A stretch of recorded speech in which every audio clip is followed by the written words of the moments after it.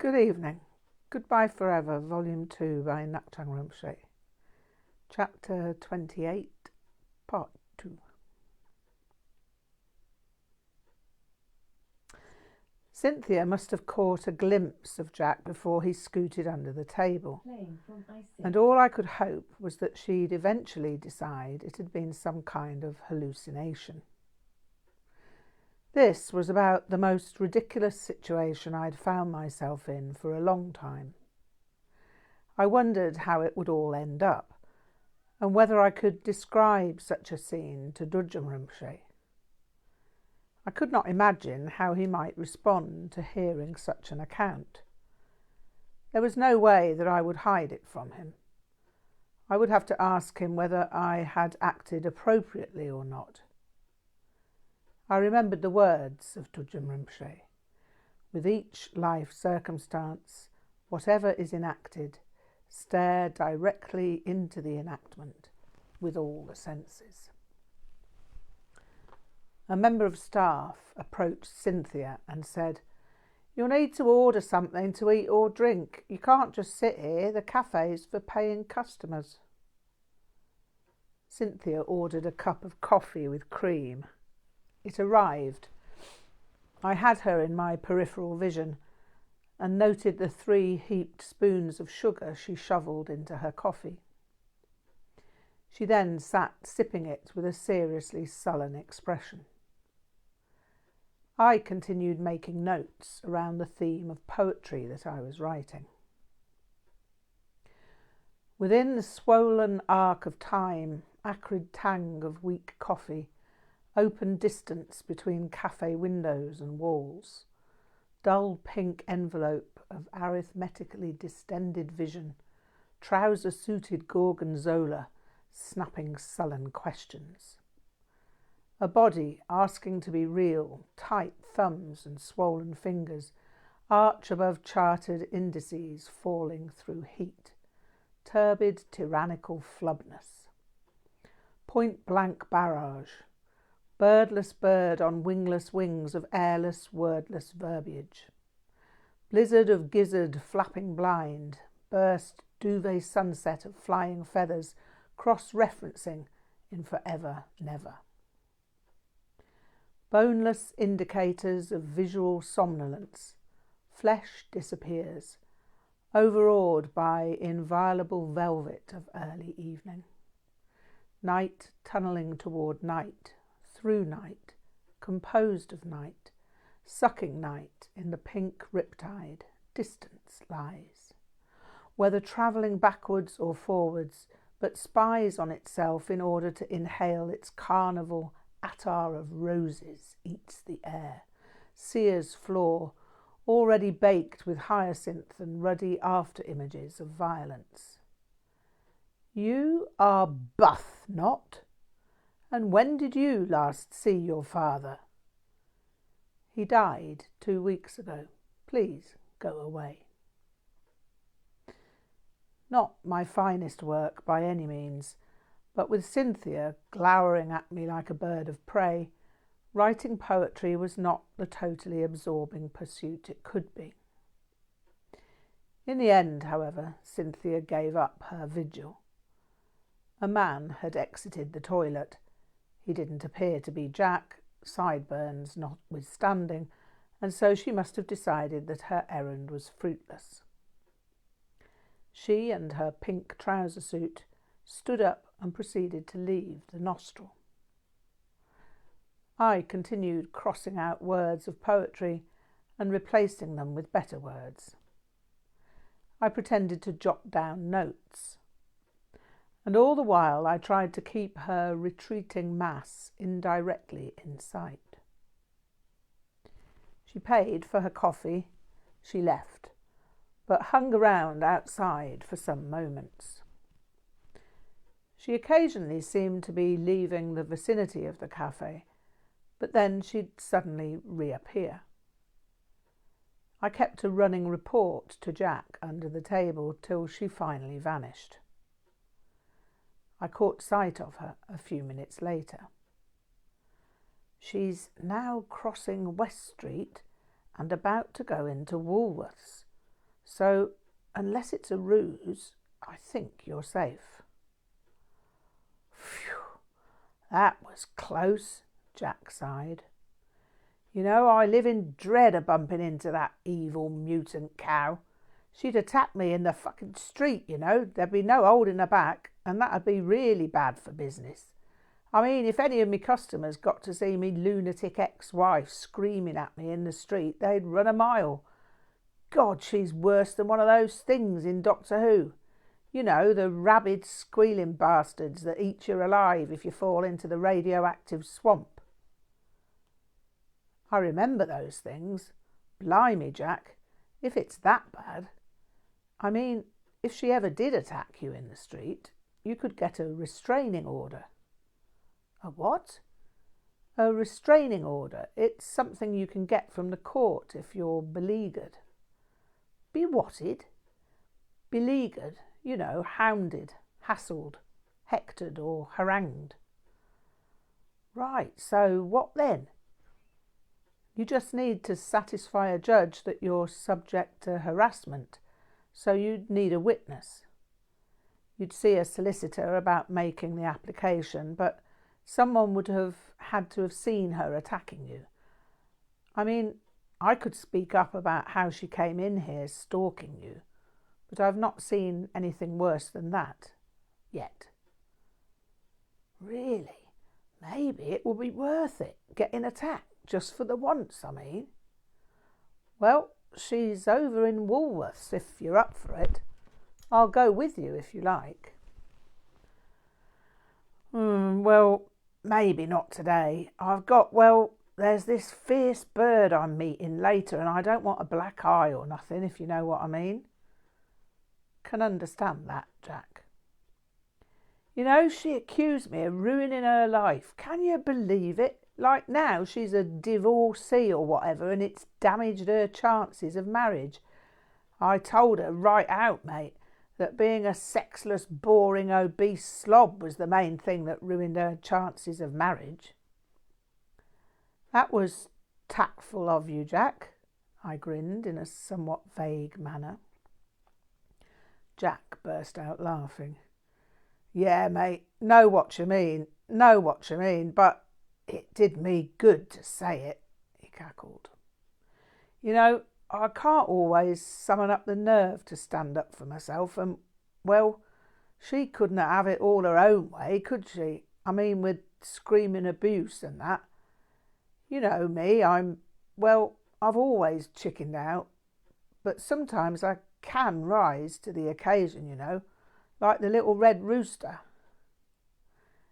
Yeah, Jack, you can, and you could have won the Pulitzer Prize for that one. Jack missed my pun, but I had not wished to vaunt my wit at his expense.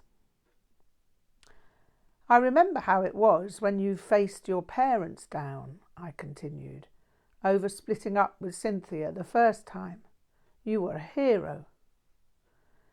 Yeah, bloody hero, all right, but that didn't last long. Then they just all ganged up on me, didn't they? They just bloody wore me down. They kept up the pressure day after sodding day till I gave in. Yeah, don't say it, I know. You'd have left home, like that military haircut thing with your father. Wasn't thinking of mentioning it, Jack. Wasn't in my mind. I'm the last person to judge anyone for decisions they feel forced to make. I've not always been as brave as I appeared to be back then. All I'd say is that I was still in Farnham at the time you were being forced to marry Synth, and it's a shame you couldn't have called me up, you know, for support or whatever. I could have found you a place to stay with someone at art school. Really? You'd have done that? No question, Jack, I answered in some astonishment. Why wouldn't I have wanted to help you out? Jack looked a little embarrassed. Right, well, yeah, cheers, mate. Even though it's a bit late now, it's always good to hear. Jack lay back in his seat again as he had done earlier. He stretched his legs and put his hands behind his head. He stared at the ceiling, and a resentful look clouded his face again. She was like something out of a bloody lunatic asylum for the obese by the time I left. You should have seen her. I just did, Jack, if you remember. Right, yeah, of course. What she looked like? I couldn't see her from where I was. She was the size of a bloody rigid dirigible when I left her. Marshmallow Zeppelin is what I used to call her. Well, Jack, I've never been one to have a prejudice against size or anything, but I can't take issue with the fact that she's a generous addition to the planet. Exactly, a fat, ugly sow the size of half a dozen blue whales, Jack responded with some vehemence. I knew I should not have given him the encouragement of my concluding remark, so I said, Blue whales are noble creatures, Jack. I saw a documentary once. But Jack was on a roll and continued, You know, I had to wait 2 years for a bloody divorce because she contested it. I finally got it on 2 years separation. Anyhow, now it's over. Gone out the bleeding window. Good riddance to bad rubbish, I say. Well, Jack, lucky escape, I'd say. I hope you'll find someone pleasant, generous and kind-hearted next time. Too right, mate. Some luscious bint with whacking great carpets who gladstones like a nymphomaniac rabbit. Jack had not improved in terms of his view of women or sexuality, and I tried my best not to look too appalled by his statement of intent. Good luck, Jack, as I said. I hope you find someone pleasant, generous and kind-hearted. And, you know, Jack, the most important thing is that whoever she is, she will be your friend. Synth was never your friend. That was the main problem. I know you didn't respect her, but she didn't respect you either, and that is a recipe for disaster. I think both your families saw your marriage as some sort of business agreement. I don't think sexuality, let alone love, was part of the picture they had in mind. Well, that's true enough. It wasn't fun being married to the hippo from hell. Well, maybe, Jack, but if that hippopotamus had loved you and been your friend, you might have found yourself having a different view. You know, people tend to say things about people being fat or skinny, mainly when they have unpleasant personalities. Do you remember that girl Miranda Morton who used to get up and dance at the Queen's Oak? She was fairly Rubenesque, and she was a real live wire. She was witty and good-natured, and I'd have been interested in her if it hadn't been for Lindy. Well, that and the fact that it was obvious to the rest of us that she gave you the glad eye more than once. Did she now? Jack smiled, obviously feeling pleased. Right, interesting. Never thought about it like that. It's worth remembering, Jack. Everyone looks like hell when they get old, and it's best to grow old with your best friend. So when I said I hoped you'd find someone pleasant, that is what I meant. Right, see what you mean. Jack was lost in a reverie for some moments. But then suddenly, look, right, thanks for covering for me. I mean, really, couldn't have been easy.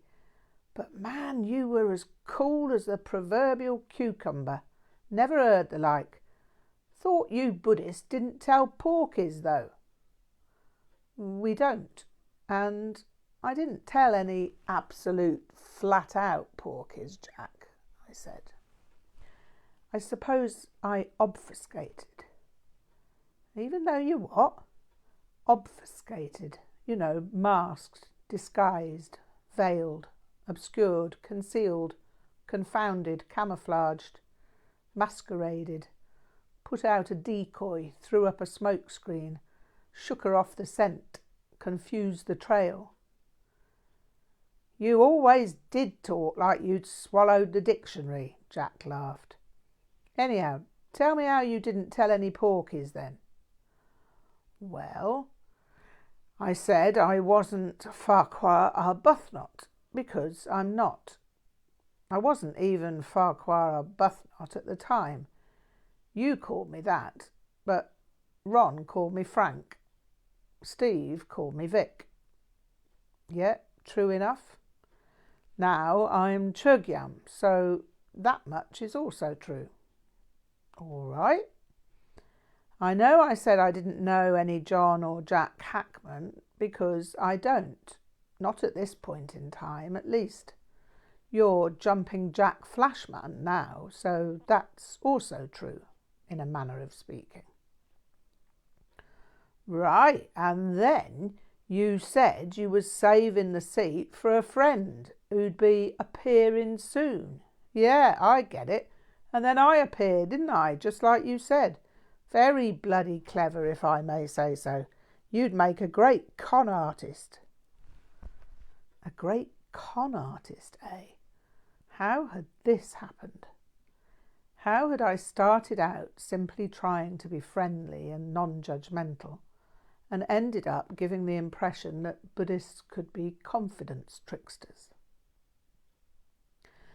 Thing about the lying, Jack, is that I wasn't lying to gain anything for myself.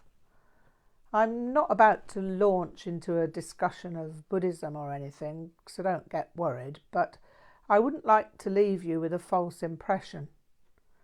Buddhism's primarily concerned with intention and motivation, and my purpose was to spare you the wrath of the pink trouser-suited Avenger, and I'm glad I did. You know, that pink trouser suit almost gave me brain damage as it was, but I moved my head slowly from side to side, almost reeling from the memory of the vitriol I'd seen in Cynthia's face. She had more rage in her than, well, I don't think I've ever seen that much contained rage before. I really do think she'd have made a horrible scene here, if nothing else. Yeah, right, so you see what I mean. Anyhow, enough of the homicidal harpy from Hazelmere. Nice alliteration, Jack, I threw in to change the subject. Yeah, well, I used to like the way you did that, and it hit me sort of that there was nothing stopping me kissing the Blarney Stone too. Goes down well in my line of work. Tell you about that later, but tell us about this Inja thing. How long you going for? Around 9 months or so. Bloody hell, mate. What will you do there all that time? I'll study and then practice what I've studied. I was trying to make it simple. Right, well, that'll be interesting, will it? Yes, and there'll be painting as well. I'll be learning Tibetan iconographic painting and, well, best not to bore you with the details. So, that'll get you good money at some point, will it? Probably not, no. Then what the hell are you doing it for? The only answer to that, Jack, is that I'm just doing it because it's what I love to do. And then I'll see what happens. How was I to make sense of Vajrayana for Jumping Jack Flashman?